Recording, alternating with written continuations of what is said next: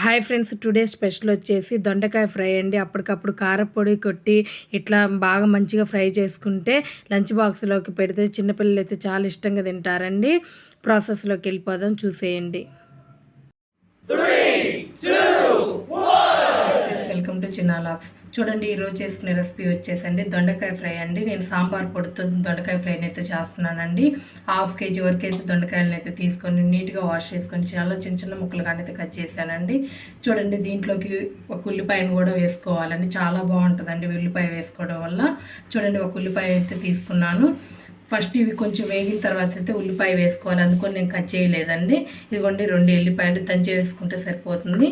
కొంచెం కరివేపాకండి. ప్రాసెస్లోకి అయితే వెళ్ళిపోదాం. చూడండి, వెడల్పుగా ఉన్న ఒక కళాయిని అయితే పెట్టానండి దొండకాయ ఫ్రై కోసం. 3 స్పూన్ల ఆయిల్ అయితే వేసుకోవాలి.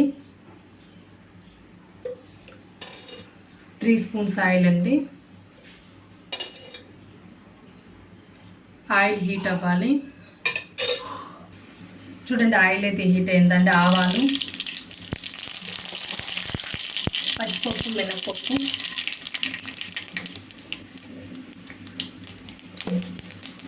జీలకర్ర, ఇదిగోండి దంచి పెట్టుకునే ఎల్లిపాయ అండి. ఇట్లా క్రష్ చేసుకొని వేయండి. 2 ఎండుమిరపకాయలు, కొంచెం కరివేపాకు.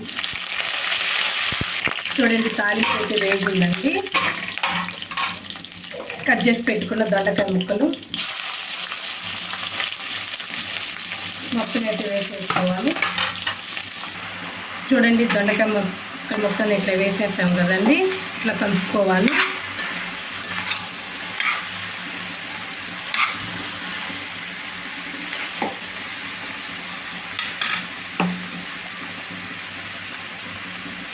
ఇవన్నీ కొంచెం పసుపు, 1 స్పూన్ నిండుగా అయితే సాల్ట్ అయితే వేస్తున్నానండి. టేస్ట్ చూసి తర్వాత అయితే సరిపోకపోతే వేసుకుందాం. ఫస్ట్ అయితే కొంచెం వేసుకోండి. నేను ఒక చిన్న స్పూన్ అయితే వేసానండి. బాగా కలుపుకోవాలి.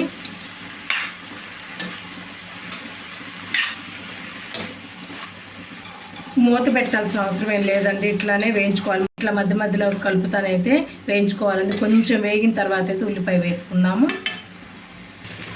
చూడండి, మధ్య మధ్యలో ఇట్లా కలుపుతానైతే వేయించుకోవాలండి.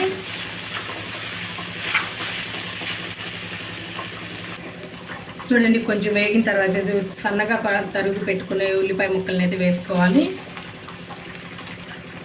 చూడండి, మొత్తం ఒకసారి కలుపుకోవాలండి. ఉల్లిపాయ ముక్కలు చాలా చిన్న ముక్కలుగానైతే కట్ చేసుకోవాలండి.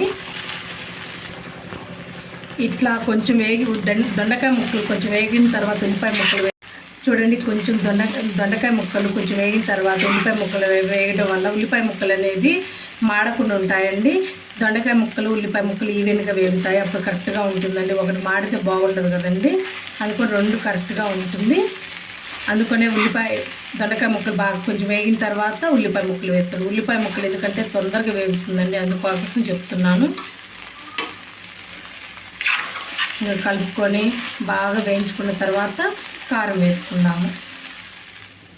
చూడండి, మధ్య మధ్యలో ఇట్లా కలుపుకుంటే అయితే వేయించుకోవాలండి, లేకపోతే అడుగు మాడుతుంది. ఇంకా కొంచెం సేపు వేగాలి.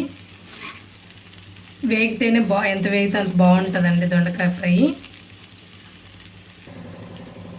చూడండి, ఇట్లా వేగితే సరిపోతుందండి. ఇప్పుడు సాంబార్ కారం అయితే వేసుకుందాము. సాంబార్ కారం వేసుకున్న తర్వాత 2 or 3 మినిట్స్ అయితే వేయించుకోవాలి. 2-3 నిమిషాలు అయితే వేయించుకోవాల్సి వస్తుందండి. అందుకనే ఇప్పుడు వేసుకుందాము. 1 స్పూన్ అయితే వేస్తున్నానండి. మీరు ఎంత కారం అయితే తింటారో అంత కారం అయితే వేసుకోండి. ఫస్ట్ కొంచెం ఉప్పు వేసాము కదండి, ఇప్పుడు సరిపోకపోతే ఉప్పు వేసుకుందాము. టేస్ట్ చూసుకొని అయితే వేసుకుందాము. చూడండి, కొంచెం ఉప్పు అయితే సరిపోలేదండి, కొంచెం అయితే ఉప్పు వేస్తున్నాను. మీ టేస్ట్ తగ్గట్టు వేసుకోండి. ఇట్లా కలిపేసుకొని ఒక 2 or 3 మినిట్స్ అయితే ఇట్లానే ఉడికించుకోండి, మగ్గించుకోండి.